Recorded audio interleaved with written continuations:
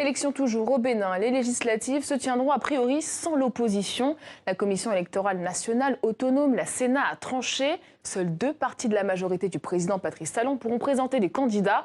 Une situation inédite que l'on va aborder avec Doucis Aïssis, chercheur en gouvernance publique et communication. Bonsoir. Bonsoir. Alors cette décision de la Sénat était-elle attendue ? Oui, plus ou moins, parce que vu la façon dont toute la procédure a été menée ces derniers jours, on s'attendait effectivement à ce que beaucoup de partis politiques, en tout cas ceux qui souhaitaient participer à cette élection, eh bien, soient bloqués à un moment ou un autre. Parce que les calendriers ont été chevauchés, le code électoral et la charte des partis politiques sont tout nouveaux. Et il faut, pour les partis, respecter toutes les dispositions. On a vu que dès que le processus a commencé, il est vrai que le code a été voté depuis septembre, mais le ministère de l'Intérieur et les partis politiques n'ont pas pu trouver le moyen de céder. Je vais dire de céder parce que le défi, c'est pour les deux camps, pour que tout le monde puisse finalement avoir le quitus tant réclamé. Donc, moi, je m'attendais un peu à ce que même il y ait plus de partis politiques qui finalement ne franchissent pas la ligne. Finalement, il n'y a que deux. Et deux partis, tous les deux partis sont des partis de Patrice Talon. Alors, est-ce qu'on peut dire encore qu'on est en démocratie? C'est la grande question.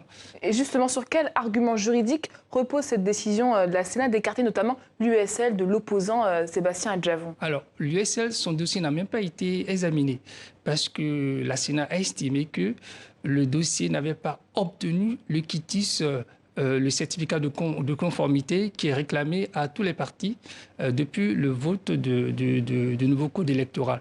Donc, tout à l'heure, le président de la Sénat a vraiment dit que le dossier de l'USL, le parti de Sébastien Adjavon, n'a même pas été examiné parce que le dossier avait été présenté sans finalement ce récépissé, c'est-à-dire ce certificat de conformité. Alors, peut-on parler d'impréparation des opposants ou de manœuvre du pouvoir? Alors, moi, je dirais que c'est des deux côtés. Parce que, vous voyez, il est vrai, le Bénin a une grande expérience en matière d'organisation des élections.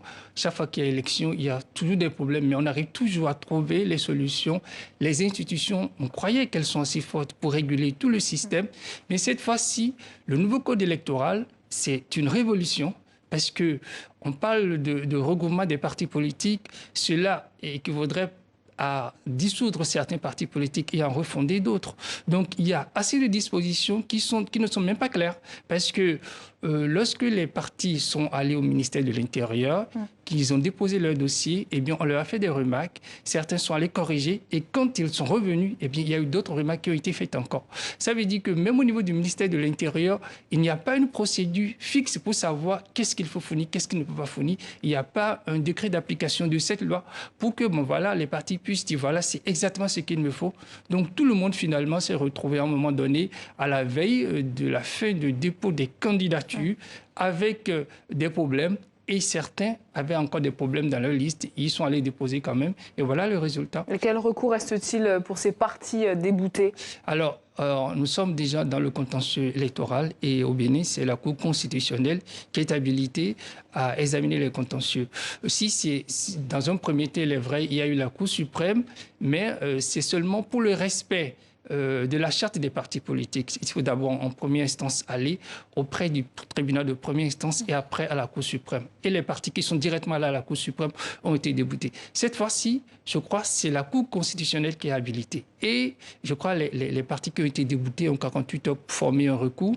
Et au niveau de la Cour constitutionnelle, qui est quand même l'organe, l'institution garante de la liberté, de la démocratie pluraliste au Bénin, eh bien, on s'attend à des décisions peut-être un peu plus larges, parce que la Cour peut constater que, en cette matière, étant donné que la démocratie suppose l'expression de toutes les opinions et que maintenant, eh bien, les Béninois n'ont pas le choix de choisir, enfin, le choix de désigner vraiment la personne qui représente leur opinion. Et justement, est-ce que l'on peut s'attendre à des réactions dans la population? On a vu la semaine dernière, des manifestations ont eu lieu contre le blocage des listes. Alors, je n'ai pas entendu de leader politique appeler à des manifestations dans les rues, mais je sais qu'au niveau de la population, tout ce juridisme, tout cet imbroglio finalement n'est pas très bien compris.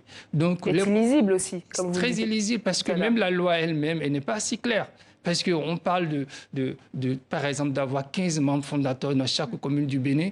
Est-ce qu'a dit que les membres fondateurs qui existaient avant, il faut les compléter ou bien il faut faire carrément une nouvelle assemblée générale extraordinaire pour refonder le parti? Tout n'est pas clair. Donc, au niveau des populations, comment aller leur expliquer que leur leader ne pourra pas participer à une élection parce qu'il n'aurait pas rempli les formalités? C'est pas assez clair. Donc, il y a effectivement dans la population une certaine colère et aussi tous les Béninois. Et je crois même Patrice Talon lui-même le disait qu'en fait, il était là pour garantir la démocratie.